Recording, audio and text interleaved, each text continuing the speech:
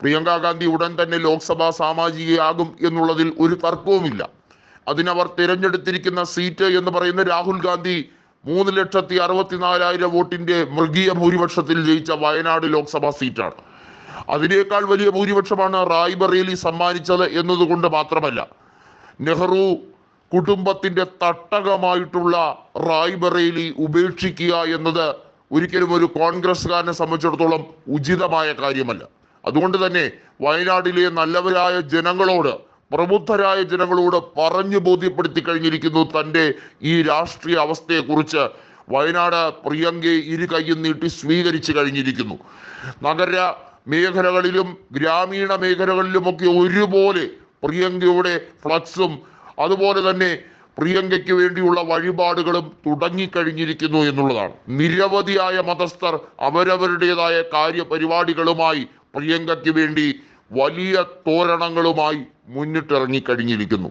ഇതിനകത്ത് എടുത്തു പറയേണ്ടത് പ്രിയങ്ക ഇപ്പോൾ പറഞ്ഞിരിക്കുന്ന ഒരു ശക്തമായ ഡയലോഗാണ്.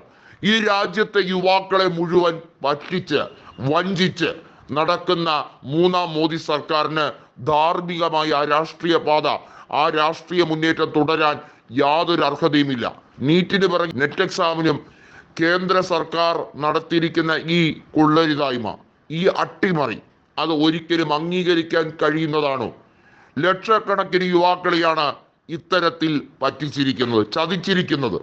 അവരെല്ലാം വളരെ പ്രതീക്ഷയോടെ പ്രാധാന്യമുള്ള കാര്യങ്ങൾ മാറ്റിവെച്ചാണ് നെറ്റ് എക്സാമിന് വേണ്ടി അവർ തയ്യാറായി നിൽക്കുന്നത്. ആ എക്സാം, ആ പരീക്ഷ വളരെ പ്രാധാന്യത്തോടു കൂടി കാണുന്ന അവരെ മുഴുവൻ പമ്പരവിഡ്ഢികളാക്കി ഇപ്പോൾ നരേന്ദ്രമോദി സർക്കാർ അട്ടഹസിക്കുകയാണ്.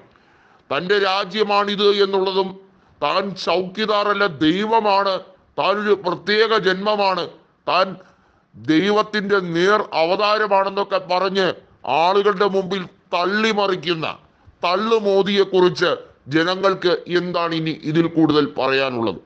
പ്രിയങ്ക ലോക്സഭയിലേക്ക് വരുന്നത് BJPയുടെ ഭയമാണ്, BJPക്ക് പേടി സ്വപ്നം തന്നെയാണ്.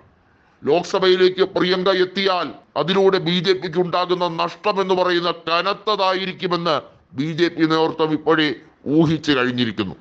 ലോക്സഭയിൽ പ്രിയങ്ക ഗാന്ധിയുടെ ആരവം മുഴങ്ങാൻ ഇനി ദിവസങ്ങൾ മാത്രം മതി എന്നുള്ളതാണ് കോൺഗ്രസ് നേതൃത്വവും ഇന്ത്യയുടെ ജനാധിപത്യ വിശ്വാസികളും അരക്കിട്ടുറപ്പിക്കുന്ന സംഗതി.